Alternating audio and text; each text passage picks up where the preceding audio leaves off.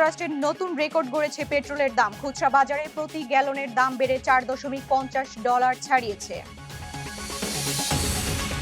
White হাউসের কাছে secret এজেন্টের গুলিতে এক বন্দুকধারী আহত, পাশেই ছিলেন JD Vance.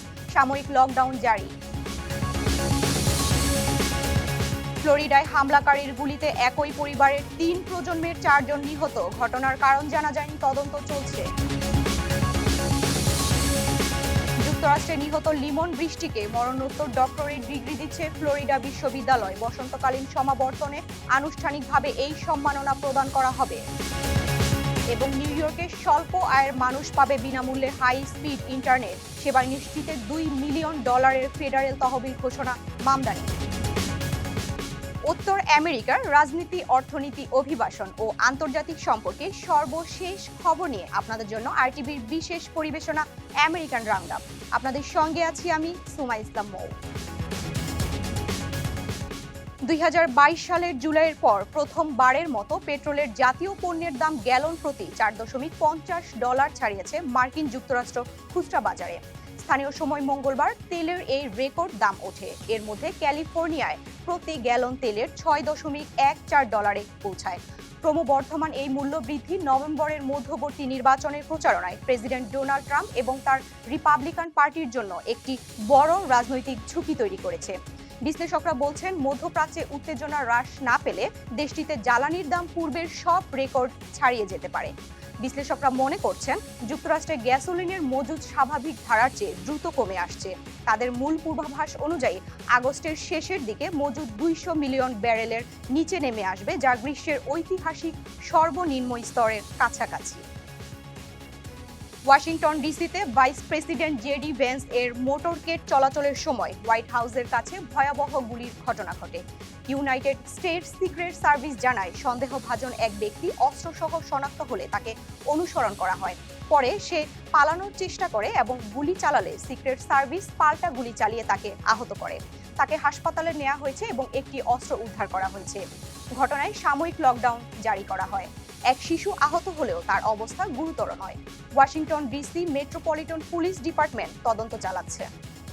World wide ride share উবারের প্রথম প্রান্তিকের আয় রিপোর্ট প্রকাশ করেছে। এতে দেখা যায়, কোম্পানির রাজস্ব বিশ্লেষকদের প্রত্যাশার তুলনায় কিছুটা কম এসেছে। তবে পরবর্তী ত্রৈমাসিকের জন্য বুকিংস গাইডেন্স বাজারের পূর্বাভাসকে ছাড়িয়ে যাওয়ার শেয়ার বাজারে বড় ইতিবাচক প্রতিক্রিয়া দেখা গেছে। ফলাফল প্রকাশের পর উবারের শেয়ার প্রায় 10% বেড়ে গেছে। কোম্পানির আয় অনুযায়ী প্রতি শেয়ার আয়ে 13 সেন্ট রিপোর্ট করা হয়েছে, যা প্রত্যাশার 70 সেন্টের চেয়ে কম। আর রাজস্ব দাঁড়িয়েছে $13.2 বিলিয়ন, যেখানে প্রত্যাশা ছিল $13.29 বিলিয়ন। উবার জানিয়েছে তাদের নিট আয়ে $1.5 বিলিয়ন ক্ষতি হয়েছে, মূলত ইকুইটি ইনভেস্টমেন্টের পুনর্মূল্যায়নের কারণে। এছাড়া ডেলিভারি সেগমেন্ট 34% প্রবৃদ্ধি দেখিয়েছে, কিন্তু রাইড হেলিং ব্যবসায় দুর্বল পারফরমেন্স সাময়িক রাজস্বে চাপ সৃষ্টি করেছে। তবুও ভবিষ্যৎ গাইডেন্স শক্তিশালী হওয়ায় বিনিয়োগকারীদের আস্থা বেড়েছে বলে প্রতিবেদনে উঠে এসেছে। যুক্তরাষ্ট্রে $522 মিলিয়ন ডিএনএ টেস্টিং জালিয়াতির মামলায় 2 ব্যক্তিকে সাজা দিয়েছে বিচার বিভাগ। রেয়াজ সালাহদ্দিন 12 বছর 7 মাস এবং মোহাম্মদ মুস্তফা 3 বছরের কারাদণ্ড পেয়েছেন। তারা ভুয়া মেডিকেল টেস্টের মাধ্যমে মেডিকেয়ার, মেডিকেইড ও বেসরকারি বীমা থেকে অর্থ আত্মসাৎ করেন। এই চক্রে প্রায় $84 মিলিয়ন পরিশোধ করা হয়েছে বলে জানানো হয়। আদালত তাদের বিপুল অর্থ ফেরত দেওয়ার নির্দেশ দিয়েছে। কর্তৃপক্ষ বলছে, এটি যুক্তরাষ্ট্রের স্বাস্থ্য সেবা খাতে বড় ধরনের জালিয়াতির একটি উদাহরণ। নিউ ইয়র্কে এবার বাইকারদের জন্য আসছে বড় সুখবর। সিটির পরিবহন বিভাগের কমিশনার মাইক ফ্লিন নিরাপদ বাইক পার্কিং কর্মসূচি ঘোষণা করেছেন, যার আওতায় চলতি বছরের শেষ নাগাদ শহর জুড়ে 5টি বরাতে 500টি নিরাপদ বাইক পার্কিং পয়েন্টের একটি নেটওয়ার্ক তৈরি করা হবে। সিটি কর্তৃপক্ষ জানিয়েছে, এই কর্মসূচি সাইকেল মালিকানার ক্ষেত্রে বিদ্যমান বড় বাধাগুলো দূর করবে। বিশেষ করে ই বাইক বা কার্গো বাইকের জন্য যেসব নিউ ইয়র্কবাসীর ছোট অ্যাপার্টমেন্টে জায়গা নেই, তারা শীঘ্রই রাস্তায় নিরাপদে বাইক রাখার সুযোগ পাবেন। পরিবহন বিভাগ জানিয়েছে, এই কাঠামো বা ইউনিটগুলো আবাসিক এলাকায় ব্লকগুলো রাস্তার ধারের কার্ভ লেনে স্থাপন করা হবে। নিরাপদ পার্কিং এর ব্যবস্থা থাকলে মানুষ আরও বেশি সাইকেল চালাতে উৎসাহিত হবে, যা শহরের কার্বন নিঃসরণ কমাতে এবং পরিবেশ রক্ষা করতেও সাহায্য করবে বলে মনে করা হচ্ছে। ক্যালিফোর্নিয়ার ওকল্যান্ডের একটি আদালতে ওপেন এআই বনাম ইলন মাস্কের বহুল আলোচিত মামলার দ্বিতীয় সপ্তাহের শুনানি শুরু হয়েছে। শুনানিতে এক চাঞ্চল্যকর তথ্য দিয়েছে ওপেন এআই এর প্রেসিডেন্ট গ্রেগ ব্রকম্যান। তিনি জানান, প্রতিষ্ঠানটিকে লাভজনক করার শর্তে এই কোম্পানির পূর্ণ নিয়ন্ত্রণ চেয়েছিলেন মাস্ক।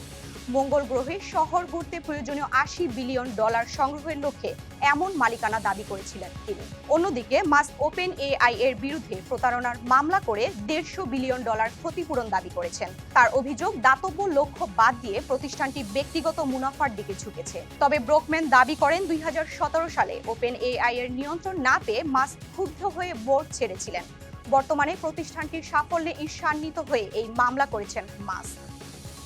যুক্তরাষ্ট্রে কৃত্রিম বুদ্ধিমত্তা প্রযুক্তির দ্রুত সম্প্রসারণকে কেন্দ্র করে একটি বড় ধরনের কৌশলগত অংশীদারিত্ব ঘোষণা করেছে প্রযুক্তি জায়ান্ট এনভিডিয়া এবং কর্নিং। এই চুক্তির আওতায় উত্তর ক্যারোলিনা এবং টেক্সাসে 3টি কারখানা স্থাপন করা হবে। এই প্রকল্পের মাধ্যমে অন্তত 3000 নতুন কর্মসংস্থান সৃষ্টি হবে এবং কর্নিং এর যুক্তরাষ্ট্র ভিত্তিক অপটিক্যাল উৎপাদন সক্ষমতা প্রায় 10 গুণ বৃদ্ধি পাবে। এক যৌথ বিবৃতিতে এমনটি জানিয়েছে এনভিডিয়া এবং কর্নিং। এদিকে আর্থিক শর্ত প্রকাশ না করা হলেও ঘোষণার পর কর্নিং এর শেয়ার 14% এবং এনভিডিয়ার শেয়ার প্রায় 3% বেড়ে গেছে। এই অংশীদারিত্বকে অবকাঠামো নির্মাণের নতুন ধাপ হিসেবে দেখা হচ্ছে, যেখানে কপার প্রযুক্তির পরিবর্তে অপটিক্যাল ফাইবার ব্যবহারের দিকে অগ্রসর হচ্ছে এনভিডিয়া। 2022 সালে চ্যাট জিপিটি উন্মোচনের পর এআই এর চাহিদা ব্যাপকভাবে বৃদ্ধি পায়, যার ফলে এই ধরনের অবকাঠামো বিনিয়োগ ত্বরান্বিত হয়েছে। যুক্তরাষ্ট্রের ফ্লোরিডায় গুলির ঘটনায় একই পরিবারের 3 প্রজন্মের 4 জন নিহত হয়েছে। পুলিশ জানায়, প্লান্ট সিটির 2 স্থানে এই হামলা ঘটে। ঘটনাস্থলে 4 মাস ও 4 বছরের 2 শিশু মারা যায়। পরে হাসপাতালে তাদের মাও মারা যান। কাছাকাছি আরেক স্থানে নানির মরদেহ উদ্ধার করা হয়। প্লান্ট সিটি পুলিশ ডিপার্টমেন্ট জানিয়েছে, হামলাকারী এক স্থান থেকে আরেক স্থানে হেঁটে গেছে বলে ধারণা করা হচ্ছে। এখনো কোনো সন্দেহভাজন চিহ্নিত হয়নি। ঘটনার কারণ জানা যায়নি, তদন্ত চলছে। যুক্তরাষ্ট্রে নিহত 2 মেধাবী শিক্ষার্থী জামিল লিমন ও নাহিদা বৃষ্টিকে মরণোত্তর ডক্টরেট ডিগ্রি প্রদান করবে ইউনিভার্সিটি অব সাউথ ফ্লোরিডা। নির্মম হত্যাকাণ্ডের শিকার এই 2 বাংলাদেশি শিক্ষার্থীর মেধা ও পরিশ্রমকে সম্মান জানাতে বিশ্ববিদ্যালয় কর্তৃপক্ষ এই সিদ্ধান্ত নিয়েছে।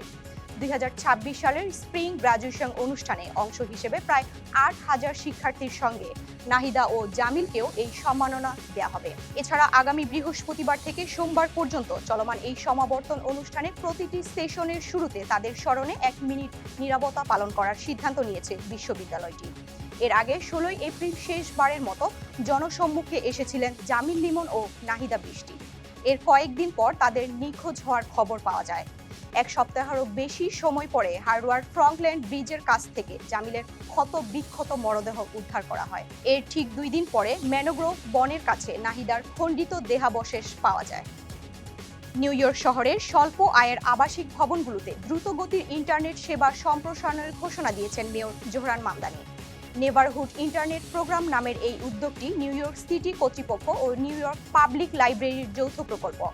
এর মাধ্যমে আগামী 2 বছরে ব্রঙ্কস ও আপার ম্যানহাটনের 700টির বেশি নিম্ন আয়ের পরিবারে বিনামূল্যে উচ্চগতির ব্রডব্যান্ড ইন্টারনেট পৌঁছে দেওয়া হবে।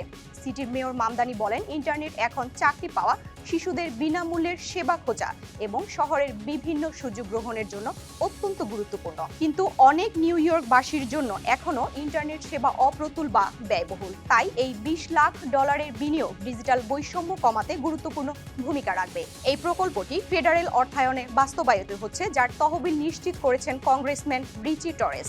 প্রকল্পটি পরিচালনা ও রক্ষণাবেক্ষণের দায়িত্বে থাকবে নিউ ইয়র্ক পাবলিক লাইব্রেরি। এই পর্যন্তই আমেরিকান রাউন্ড আপ। উত্তর আমেরিকার গুরুত্বপূর্ণ সব আপডেট পেতে আরটিভির সাথেই থাকুন। মতামত জানান আরটিভির সামাজিক যোগাযোগ মাধ্যমে। সবাই ভালো থাকুন।